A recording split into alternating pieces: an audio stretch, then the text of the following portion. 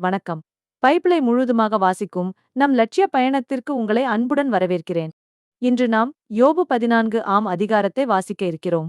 இதுவரை நாம் மொத்த பைபிளில் 37.76% வாசித்து முடித்துவிட்டோம். இன்னும் சில அதிகாரங்களை முடித்தால் நம் பயணம் வெற்றிகரமாகும். இன்றைய வாசிப்பின் மூலம் அந்த இலக்கை இன்னும் முன்னோக்கி நகர்த்துவோம். வாங்க தொடங்குவோம். பெண்ணிடம் பிறந்த மனிதருக்கு வாழ்நாளோ குறைவு, வருத்தமோ மிகுதி.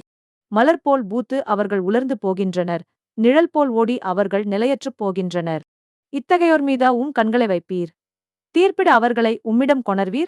அழுக்குற்றதினின்று அழுக்கற்றதை கொணர முடியுமா? யாராலும் முடியவே முடியாது. அவர்களுடைய நாள்கள் உண்மையாகவே கணிக்கப்பட்டுள்ளன. அவர்களுடைய திங்கள்களின் எண்ணிக்கை உம்மிடம் உள்ளது. அவர்கள் கடக்க இயலாத எல்லையை குறித்தீர். எனவே அவர்களிடமிருந்து பார்வையை திருப்பும். அப்பொழுது கூலியாள்கள் தம் நாள் முடிவில் இருப்பது போல் அவர்கள் ஓய்ந்து மகிழ்வர். மரத்திற்காவது நம்பிக்கையுண்டு, அது தரிக்கப்பட்டால் மீண்டும் துளிர்க்கும். அதன் குருத்துகள் விடாது துளிர்க்கும். அதன் வேர் மண்ணில் பழமை அடைந்தாலும், அதன் அடிமரம் நிலத்தில் பட்டுப்போனாலும், தண்ணீர் மனம் பட்டதும் அது துளிர்க்கும், இளஞ்செடி போல் கிளைகள் விடும். ஆனால் மனிதர் மடிகின்றனர், மண்ணில் மறைகின்றனர். உயிர் போனபின் எங்கே அவர்கள்? ஏரியில் தண்ணீர் இல்லாது போம், ஆறும் வறண்டு காய்ந்து போம். மனிதர் படுப்பர், எழுந்திருக்க மாட்டார். வானங்கள் அழியும் வரை அவர்கள் எழுவதில்லை. அவர்கள் துயிலிலிருந்து எழுப்பப்படுவதில்லை.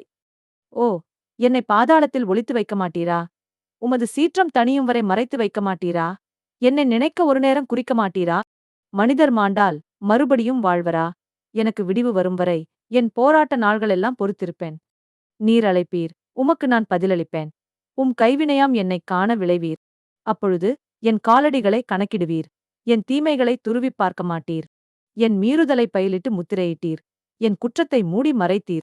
ஆனால் மலை விழுந்து நொறுங்கும், பாறையும் தன் இடம் விட்டு பெயரும். கற்களை தண்ணீர் தேய்த்துக் கரைக்கும், நிலத்தின் மண்ணை வெள்ளம் அடித்துப் போகும். இவ்வாறே ஒரு மனிதனின் நம்பிக்கையை அழிப்பீர். ஒடுக்குவீர், அவனை எப்பொழுதும் ஒழிந்து போவான்.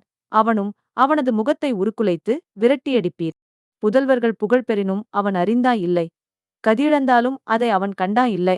அவன் உணர்வது தன் ஊனின் வலியையே, அவன் புலம்புவது தன் பொருட்டே. நாம் 1189 அதிகாரங்களில் 450 அதிகாரங்களை நிறைவு செய்துவிட்டோம். இன்னும் சில அதிகாரங்களை வாசித்தால் முழு பைபிளையும் முடித்துவிடுவோம். நாளை அடுத்த அதிகாரத்தை பார்க்க சந்திப்போம்.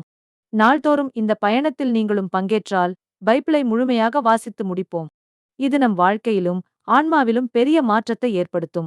இந்த பயணம் உங்களுக்கு நம்பிக்கையையும் சமாதானத்தையும் கொடுத்தால் இந்த வீடியோவை லைக் செய்யவும், சப்ஸ்கிரைப் செய்யவும் மறக்க வேண்டாம். பகிர்ந்து மற்றவர்களையும் இந்த பயணத்தில் சேருங்கள். நாளை மறக்காமல் வாருங்கள்.